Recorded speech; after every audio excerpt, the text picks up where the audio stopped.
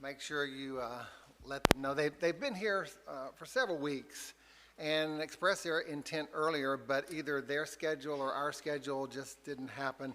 So we're remiss in announcing that to people. So share the love of Maryland Heights with them. One reason they came over here, as they said, there's a family dynamic here that is missing oftentimes in churches, and they really appreciate it. So they sense something real going on here, and we're glad that we are displaying the nature of God's family, His kingdom here at Maryland Heights. All right, last week we looked at Jesus claiming to be the light of the world. And, the inspiration is that we are also light of the world. We're called to do that and be that. And it rises in our mind the dichotomy of darkness out in our community, among our friends, and the bright, piercing light that we possess. We may not know that. We may not realize that. But it is, when Jesus says that, I'm going to take His word for it, okay? You are the light of the world, and we are to spread that beam at every opportunity. And I hope this past week you found opportunities to be light for people.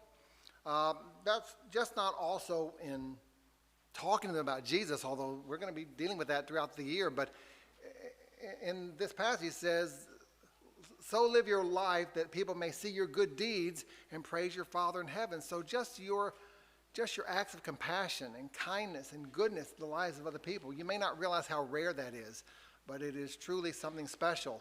And I hope that you've had opportunity this week to share that.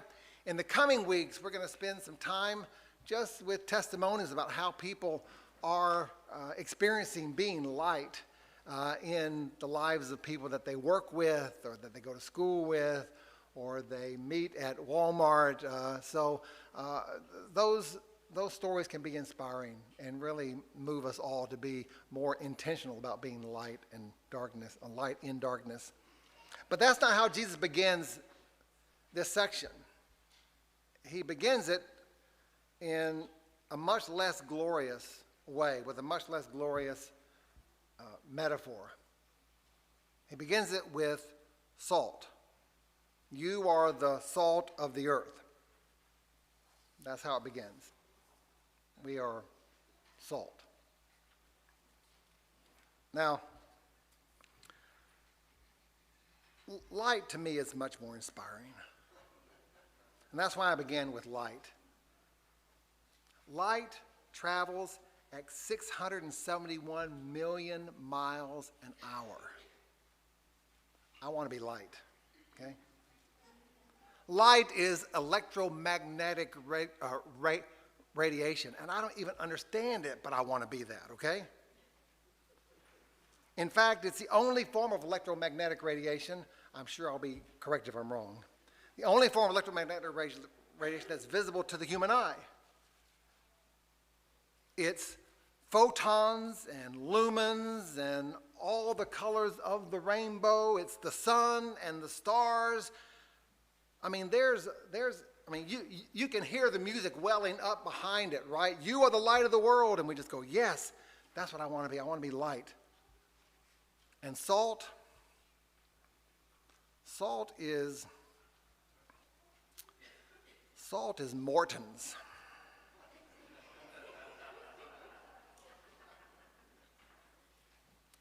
Scientifically, its most common form is sodium chloride. I can tell your eyes are already glazing over with that, right? It's on your kitchen table. It's in everything you eat. Salt causes high blood pressure.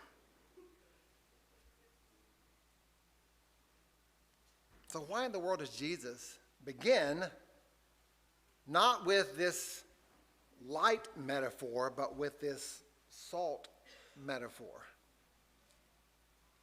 Well, it's because we don't understand the importance of salt in the ancient world.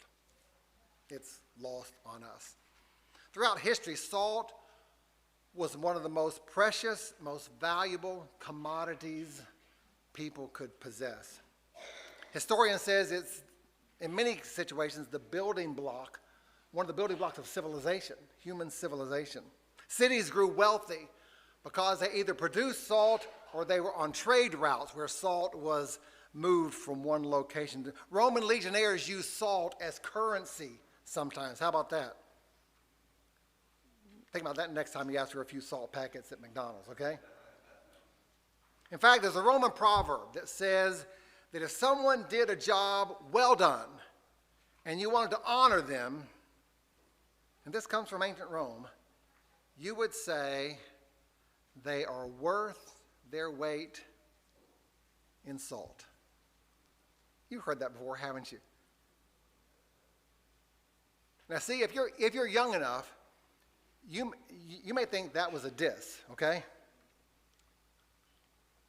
Salt is so common today. It's hard to see the value that the ancient world placed on it. You can get a 26-ounce canister of salt for $1.50 at Walmart. But let's replace that metaphor with some that are more 21st century, okay? Salt is Apple stock. Salt is Bitcoin. Salt is a Lamborghini. Salt, now, okay, let's review. I'm missing something on this. In Jim Williams' vernacular, salt is a classic car show. No, that's not right. Salt is an unfinished classic car show, okay? That's Jim's language right there, okay? When Jesus told that crowd on the hillside that they were salt of the earth, he was saying, you are the most valuable, the most desirable, the most necessary commodity on the face of the earth. So why is salt so valuable? Well, if you've sat in churches long enough, you've heard sermons about this passage, and preachers are renowned for giving a lot of great explanations of the value of salt. Some said, you probably heard this, that salt is a seasoning for food. And we should also season the communities that we hang at. We should be salt and pepper and hot sauce and whatever else, among those that we hang out with. And that's true. I'm not going to argue the point, but salt as a seasoning is a much more modern application of salt. It really wasn't the primary motivator for the value of salt in the ancient world. More true to the ancient world is salt was a preservative. And until the widespread use of salt, food would spoil very rapidly. Salt was the ancient world's refrigeration, okay?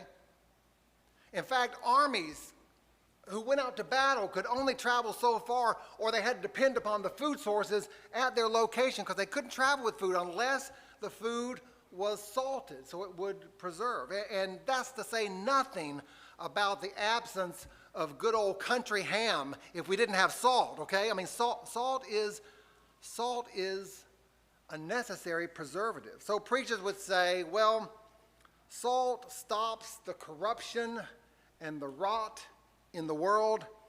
It provides nourishment to those who are hungry and thirst for the righteousness. And those things are true, and I think that's probably more to the point. But on a more global scale, and this is what I think the crowds on the Sermon on the Mount were hearing when Jesus said this. In the ancient world, salt equaled life. You did not have sustained life without salt. Without salt, people would starve. Without salt, flesh wounds would grow deadly. Without salt, jobs and lifestyles, entire industries, entire nations would crumble. Salt Salt was the foundation. It was life for these people. The ancients could not imagine life without salt. Well, I can't imagine life without salt, but they couldn't imagine extended life without salt. And that's especially true for the Jews. I don't know if you know this or not, but in Judaism, salt was used in sacrifices. Grain sacrifice in particular, they were to use salt mixed with those sacrifices before they brought them before God. It was used as a symbolic use of a covenant relationship. And several times in the Old Testament, there'd be references to this vow or this commitment of salt, this salt commitment. And we don't really understand fully what that was all about, but there was this somehow covenant thing that went on, and salt was used in that covenantal process. Once Elisha came to a body of water that was poisonous, undrinkable, and he miraculously made it drinkable. Guess what he put in it? Put salt in the water. I mean, we understand, we grasp that water is a crucial ingredient to the sustainability of life. Here in the Old Testament, salt is the same value as water. It is necessary, dependable. But throughout Scripture, salt was just not used to sustain physical life. It was integral to flourishing spiritual life. So when Jesus tells the crowd, "You are salt of the earth," he's telling them that they are empowered to give life to a dying world. He says, you have what is necessary to help connect those who have been separated from their Creator. You're able to connect them back into a vibrant life with Him. And that is our calling as well. We are light in a dark and lost world. We can see that, but we are also life. We are the source of life to a dying and decaying world.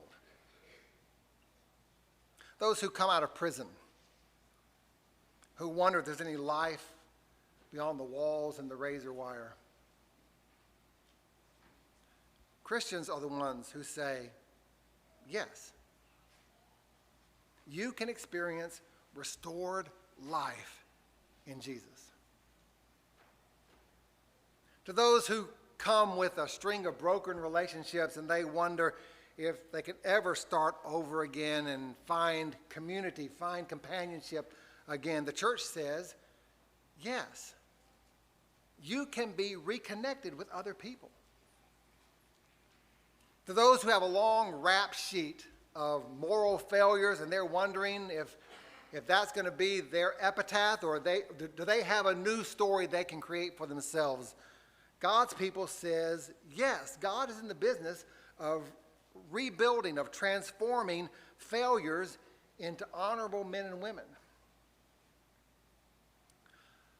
I do want to make one correction. I've said throughout this thing that to all those who come, but Jesus doesn't ask us to receive those who come. He asks us to go. He calls us to go out into that dark world with a beacon of light, out into that dying world with the hope of life. Like a firefighter who rushes into a burning house, calling out for any sign of life, for people who are trapped in there, maybe giving up hope that anybody would come to their rescue. We too go out and search for people who don't know God or have a distorted view of Him and have given up on any source of life available through Him. We don't just wait for sick people to come to us. We don't wait for the lonely people to find our doors. We don't wait for wounded people to ask us for help. What kind of lifeguard would you be if you sat there on the tower scanning out across the horizon and someone's drowning 100 feet out in the water and you said, boy, it sure would be helpful if they were here because I could give them this buoy, right? I can extend a helpful hand to them. No, the lifeguard is the one who says they're drowning. I have the source of life. Who moves here? The lifeguard goes and rushes out into the water with what is needed by the person who is about ready to give up hope and life.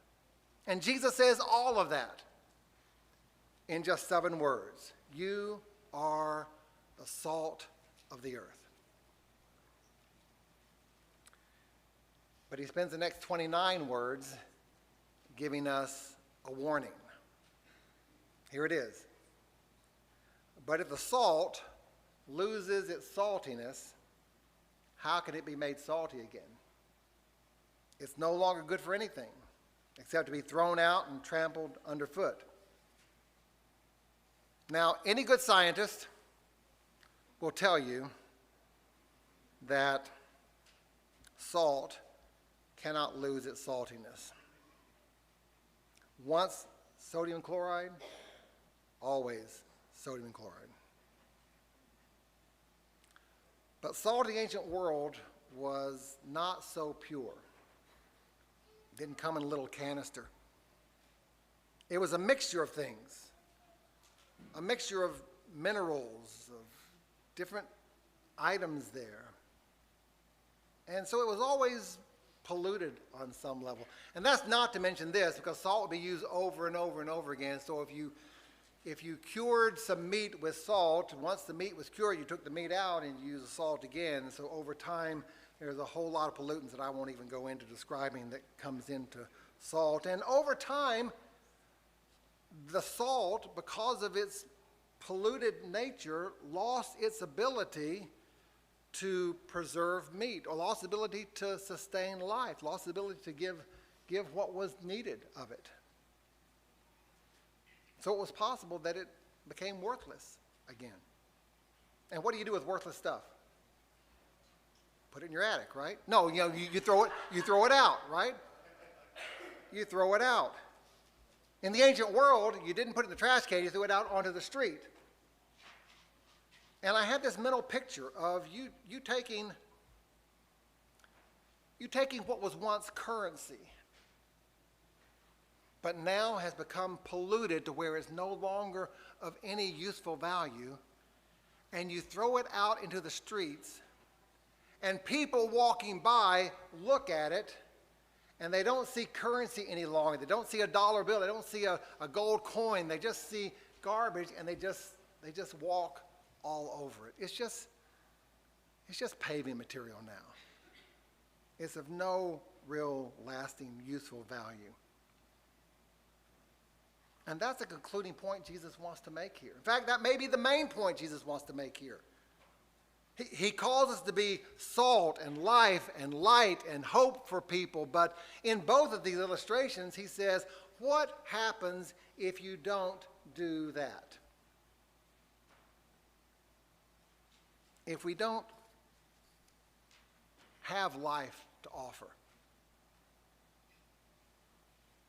if our advice to other people is so polluted with pop psychology that it just sounds like the next top 10 book on Amazon.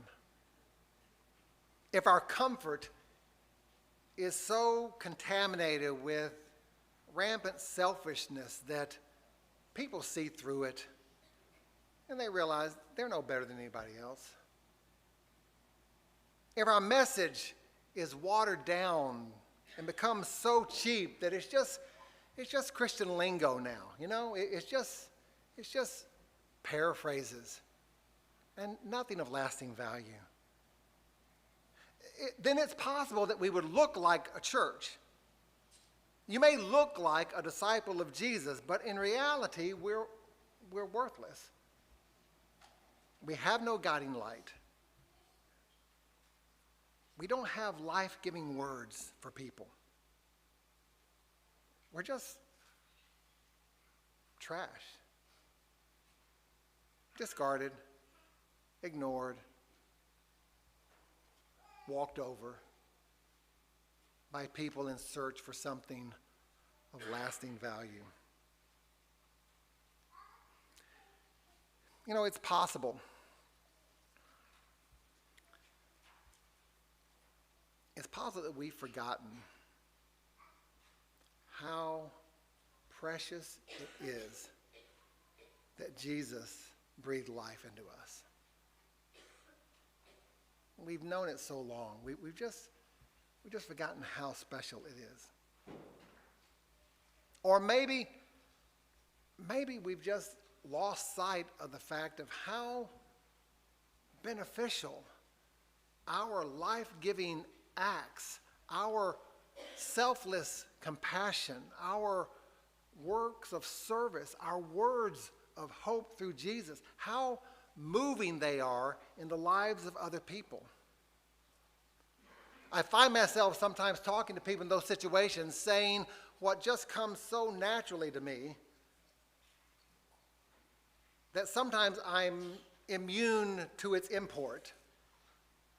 But when I say it and their eyes, I was speaking to somebody the other day and saying words of God's hope for them, and they just, a tear just streamed down their face. And my first thought is, why aren't they crying?